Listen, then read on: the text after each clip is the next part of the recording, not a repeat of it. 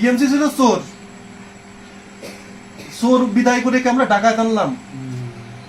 দেখুন, আমরা যে শুধু ভেতো বাঙালি তা নয়, আমরা গেঁতো বাঙালিও বটে। প্রথম কথা হচ্ছে যে তোর কাছে অনেক টাকা পয়সা আছে, তুই আগে টিএমসিদের টাকা পয়সা দিতিস, এখন আমাদেরকেও টাকা পয়সা দিবি। টিএমসি কাছে 10 লক্ষ টাকা চেয়েছে। কিসের জন্য চেয়েছে? দিতে হবে, নাহলে আমাকে ডিম পচা মারবে, নাহলে আমাকে কোমরে দড়ি পরে ঘোরাবে, এইসব করেছে। দুপুরবেলা তারা জয়েন করলেন আর বিকালবেলা তারা রাজ্যসভার টিকিট পেয়ে যাচ্ছেন। আমরা কোনো একটা সরকারকে একবার ক্ষমতায় বসালে সহসা তার বদল ঘটাতেই চাই না। খোঁজ 24, সত্যের খোঁজে, সত্যের সাথে। নমস্কার, খোঁজ 24 আপনাদের স্বাগত।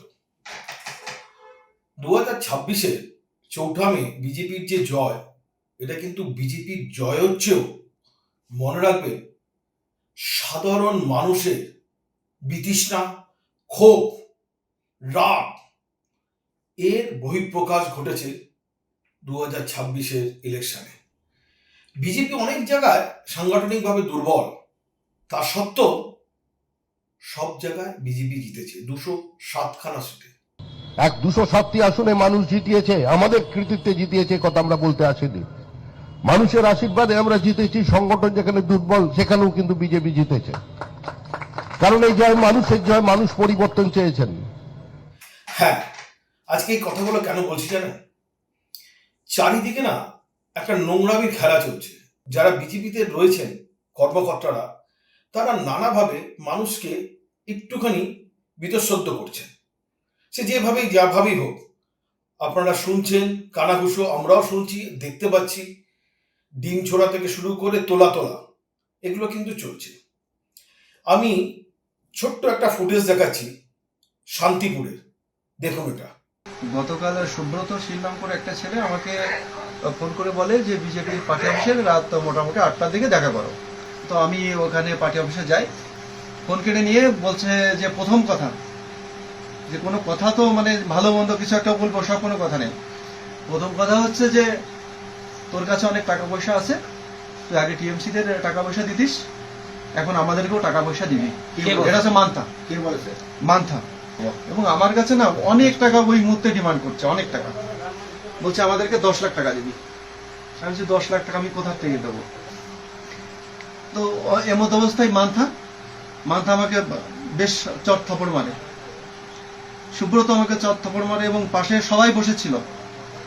হ্যাঁ, এবং আমি যখন বলছি যে না আমি টাকা পয়সা এরকম দিতে পারবো না, আমার কাছে তো অত টাকা পয়সা নেই, তখন পাশ থেকে যে ভীরু নাম করে যে ছেলেটা আছে, ও আমাকে বলছে যে দেখ, আমরা সবাই মশার কামড় খাচ্ছি, মশার কামড় যত দেবে আমাদেরকে, তো টাকার পরিমাণ কিন্তু তত বাড়তে থাকবে। তুই এখান থেকে টাকা দিয়ে তারপর বাড়িতে যাবি।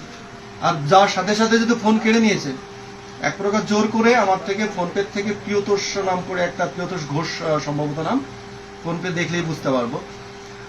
ও হচ্ছে আমার ওই অ্যাকাউন্ট থেকে 9,000 টাকা ট্রান্সফার করে নিয়ে নেয়।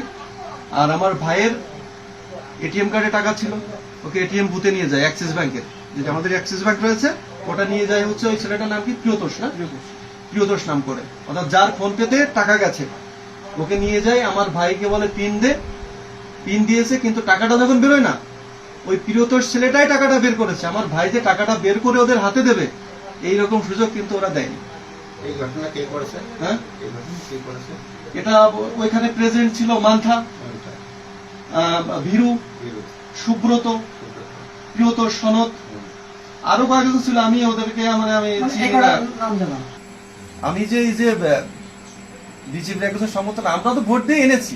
সভাপতি বলল টিএমসি ছিল চোর, চোর বিদায় করে কি আমরা ডাকাত আনলাম?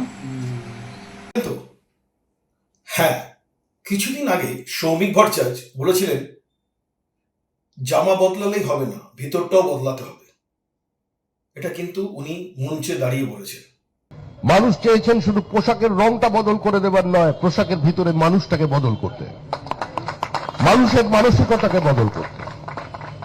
ঠিক সেরকম ভাবে আমরা তৃণমূল কি করেছে সেটাই আমরা করব, তাহলে আপনাদেরকে কেন মানবে বলুন তো? মানুষ কিন্তু আস্তে আস্তে বুঝতে পারছে কোনো সরকারকেই 5 থেকে 10 বছরের বেশি রাখা যাবে না, এই ব্যাপারটা কিন্তু চলে আসছে। এই কিছুদিন আগে ক্যালকাটা ক্লাবে একটা ডিবেট হয়, যেখানে সুমন চট্টোপাধ্যায় বিশিষ্ট সাংবাদিক কতগুলি কথা বলেছেন, দেখুন সেগুলি। দেখুন, আমরা যে শুধু ভেতো বাঙালি তা নয়, আমরা গেঁতো বাঙালিও বটে। কেন বলছি এ কথা? আমরা কোনো একটা সরকারকে একবার ক্ষমতায় বসালে সহসা তার বদল ঘটাতেই চাই না। সো তার মানে কীরকম বলুন তো? একটা গান আছে না, এ চলছে চলুক তাতে তোমার কি আর আমার কি। একবার এখন এটাই হচ্ছে বাঙালির সমষ্টিগত রাজনৈতিক চেতনার চালিকা শক্তি। চলছে চলুক, তাদের তো কারোর কিছু আসে যাচ্ছে না। এবার কল্পনা করুন যে এর চেয়ে আমরা সকলে মিলে যদি প্রতিজ্ঞা করি যে প্রতি 5 বড় জোর 10 বছর অন্তর প্রাসাদ উল্টে দেব, তাহলে দেখবেন এত ল্যাটা থাকবেই না। তখন পরিবর্তনটা স্বাভাবিক ধরে নিয়ে উচ্ছ্বাস হবে সংক্ষিপ্ত, হতাশা আসবে অনেক তাড়াতাড়ি, ঘটিও চট করে উল্টে যাবে। তা না করে হতভাগা বাঙালি গত অর্ধশতকে সরকার বদলালো মাত্র 2 বার। হিসেব করে দেখুন। তার মধ্যে প্রথমজন সম্পর্কে হতাশ হতে আমাদের পাক্কা 34 বছর লেগে গেল। তারা নিজেরাই যেতে চায় এমন একটা অবস্থা তৈরি করলো, তাও আমরা রেখে দিচ্ছি। না না, থাক থাক থাক থাক থাক। দ্বিতীয় আর 1 সেকেন্ড, আর দ্বিতীয় জনকে সরাতে আমাদের 15 বছর লাগলো। তাও এমন একটা দলের সরকারকে যাদের একটা পুরসভা চালানোর যোগ্যতাও ছিল না। Let us come to the facts. সুতরাং সবার আগে নিজেদের দিকে আলো ফেলুন। হ্যাঁ, দেখলেন তো, রাজ্য সভাপতি সমীর ভট্টাচার্যের কাছে গিয়ে পায়ে ধরে একটি তৃণমূলের প্রাক্তন কাউন্সিলর হাত জোর করে কাঁদছে, পায়ে ধরে কাঁদছে যে আমার থেকে 10 লাখ টাকা চেয়েছে বিজেপির কোন লোক। এগুলো টিভিতে দেখা যাচ্ছে।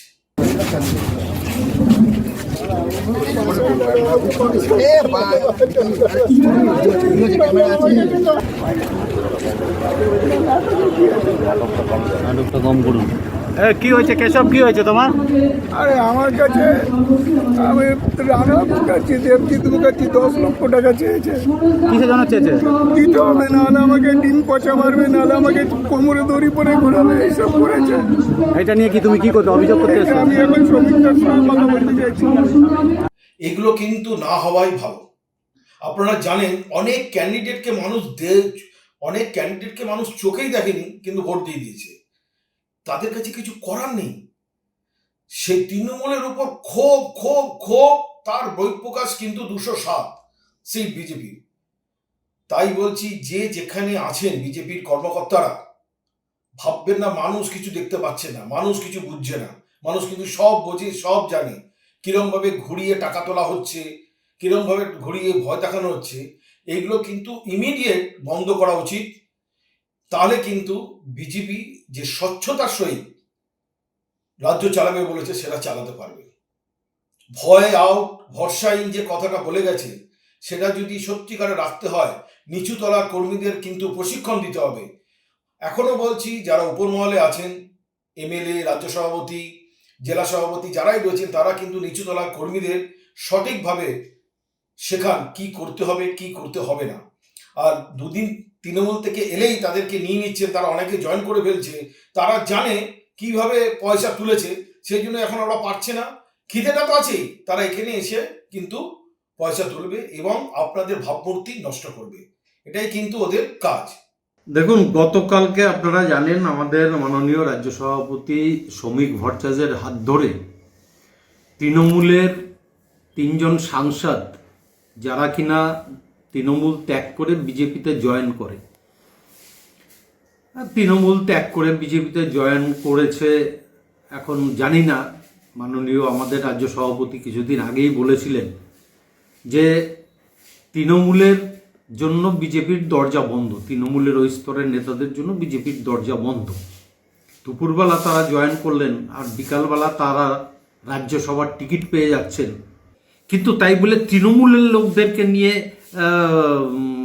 রাজ্যসভার সাংসদ করতে হবে?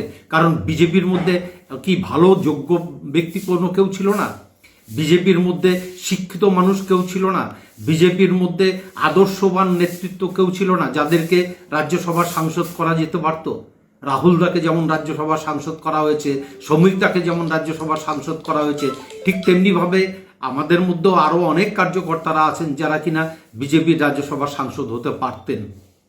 কিন্তু তা না করে তৃণমূলের সেই 3 জনকেই নিতে হবে কেন? আজকে সেই দুঃখে, সেই ক্ষোভেই বলতে পারেন আমার এই পোস্ট।